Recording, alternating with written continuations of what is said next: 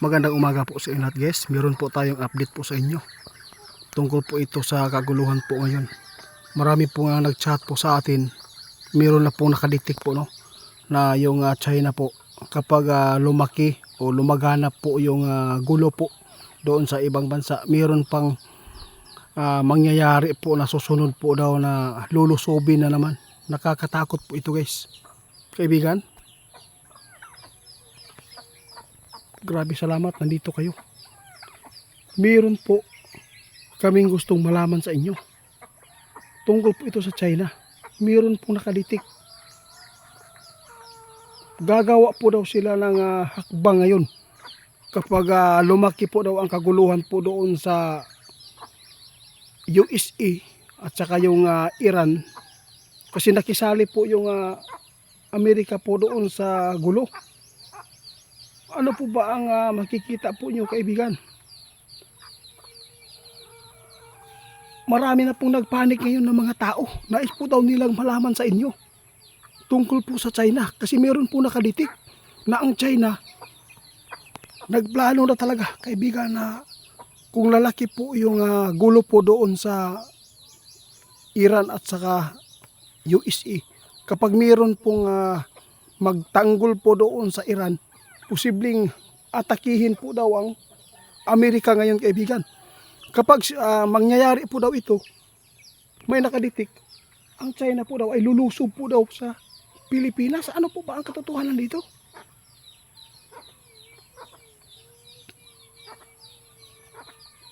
Sa lahat ng makapanood sa atin, no, hindi po natin alam ang mangyayari dito guys. Sabi ng ating kaibigan, dapat po talaga maging alerto po ang lahat po ng mga nasa matataas po na may mga tungkulin po ngayon, lalo na yung mga kasundaluhan po natin.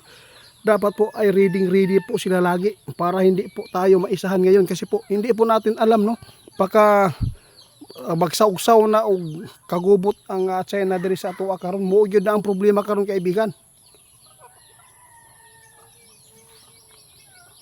Naku po, totoo yan kaibigan. Ito po talaga ang nakukuha niyong mga impormasyon din na kailangan po mag-ingat at maghanda ang mga tao. Naku po, sa lahat po ng mga tao makapanood sa ating video o makapakinig po sa ipinapaabot po namin, maghanda po tayong lahat. Hindi po natin alam kung magaganap po itong World War III, no? Kasi po sabi ng ating kaibigan, ang World War III guys, ito po ang mga sign. Kapag ang USA po ay nakisali naman po ngayon sa gulo sa Iran, kapag mayroon pong magtanggol din po sa Iran ngayon, kapag tinira yung Amerika dito, maghawa-hawa po ngayon ang mga bansa na mag-away-away. Ang problema dito, pag lumaki daw ang kaguluhan, ang China naman po ang lulusob po talaga sa atin. Sila po ang nagplano po ngayon kapag ito ay lumaganap ito, yung kaguluhan po doon sa Israel at saka Iran at saka doon sa Amerika kaibigan. Naku, grabe. Wag lang po daw tayong matakot guys, wag lang po tayong magpanik, dahil po kung magaganap man po yan, wala tayong magagawa. Ang problema lang po dito, nakikialam ang Pilipino, no? May mga Pilipino nakikialam po dito. Noong binumba ng Iran ay yung binumba ng USA ang Iran, naku po, parang meron po tayo na panood na nagkundina po yung iba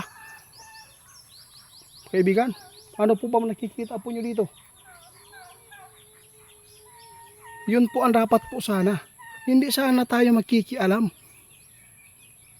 Yung nakikialam po dito, ano po bang kakayahan po ninyo na magkipaglaban po doon sa ibang bansa? Siguro kung tayo po yung nasa kalagayan po ng Israel at Iran ngayon na binumba, siguro isang araw lang siguro, iyak na siguro yung mga tao dito sa atin. Tapos nakikialam pa sila kaibigan. Oo nga, kung ano po ang decision sa ibang bansa, papayaan mo. Huwag po kayong magbitiw ng mga salita. Pinapahamak nyo lang po yung Pilipinas eh. Di ba kaibigan? Oo, kinundi na po daw nila yung pambubomba ng USA. Pasalamat nga tayo. Ito po yung ginawa doon sa Iran, yung nuclear na pinasabog. Kasi po kapag ito ay mabuo talaga yung nuclear po sa Iran, sigurado billion po na tao na malulusaw dahil po sa plano ng Iran ngayon. Hindi po inyo alam. Huwag po natin pakialam yung USA. Kasi po sila po yung may kaalaman po na ganyan po ang gagawin. Kaya kaibigan, salamat po sa inyo. O kung mapanood po nyo guys doon sa balita ngayon, no, pinagsasabihan pa nila si President natin na si BBM na pakundinahon daw. O, bakit pa kayo nakikisali? Isang hulog lang siguro ba doon sa Manila, doon sa Quezon, kasi doon sa Quezon rally ba. Siguro kahit hulugan siguro ng 2 misil dyan, iwan ko lang kung hindi ba yan tatakbo. Putik tiil kaibigan. Oo nga, hindi tayo pwede makikialam. Ano bang meron sa atin? Meron po ba kayo malakas na para saluin yung mga misil po ng ibang bansa para naku po, kaya ito po ang problema sa atin. Gusto po nilang pakialaman pa ni BBM, no?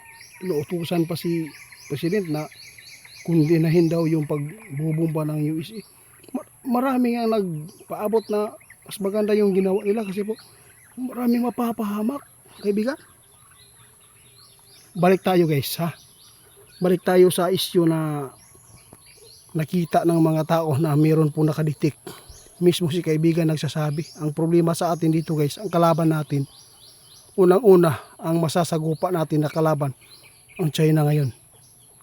Sana hindi ito mangyayari yung World War III. Kasi pag nangyari yung World War III, China po ang lulusob sa atin. Nako, ito po yung tandaan ninyo.